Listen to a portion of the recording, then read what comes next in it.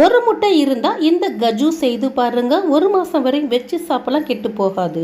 இப்போ இதை செய்கிறதுக்கு ஒரு பேனில் ஒரு ஸ்பூன் நெய் சேர்த்துட்டு 4 டேபிள் ஸ்பூன் தேங்காய் சேர்த்து நல்லா செவக்க வறுத்து எடுத்து வச்சுட்டு ஒரு மிக்ஸி ஜாரில் சர்க்கரை ஏலக்காய் சேர்த்து அரைச்சி எடுத்துக்கிறேன். இப்போ ஒரு பேனில் ஒரு முட்டை சேர்த்து நம்ம அரைச்ச சர்க்கரையை சேர்த்து நல்லா மிக்ஸ் பண்ணிவிட்டு இப்போ 250 கிராம் அளவுக்கு மைதா மாவு, 3 டேபிள் ஸ்பூன் அளவுக்கு ரவை, நம்ம வறுத்த தேங்காய் சேர்த்துட்டு 3 டேபிள் ஸ்பூன் நெய் சேர்த்து நல்லா மிக்ஸ் பண்ணிக்கிறேன். சூப்பரான முள்ளு முருங்கை பொடி. இதை சாப்பிட்றதுனால கர்ப்பப்பையில் என்ன பிரச்சனை இருந்தாலும் சரி பண்ணும். அதே போல் பிரண்டை பொடியும் எலும்பு சம்பந்தப்பட்ட பிரச்சனை எல்லாமே சரி பண்ணுங்க. இது கூடவே சுத்தமான பசு நெய் இருக்குதுங்க. இதை வச்சு நீங்கள் பிரியாணி ஸ்வீட் எது செஞ்சாலும் ரொம்ப அருமையாக இருக்கும். நான் ஃபார்ம் ஹவுஸ் கிராம சமையலேருந்து இந்த பொருள்லாம் வாங்கியிருந்தேன். வேணுங்கிறவங்க அவங்களுடைய ஃபோன் நம்பர் மேலே கொடுத்துருக்கேன், வேணுங்கிறவங்க வாங்கிக்கோங்க. இப்போ லைட்டாக பால் எடுத்துட்டு நல்லா மிக்ஸ் பண்ணிவிட்டு குட்டி குட்டியாக எடுத்து இது போல் குழவி போல் உருட்டி எடுத்துக்கிறேன். அடுப்பில் எண்ணெய் ஊற்றி வச்சுருக்கேன். எண்ணெய் சூடுபடுத்திட்டு அடுப்பை மீடியமாக வச்சு ஒன்றுனா சேர்த்து நல்லா செவக்க இது போல் வறுத்து எடுத்துட்டோம்னா சூப்பரான கஜு ரெடி. செய்து பாருங்கள். லைக் பண்ணுங்கள், ஃபாலோ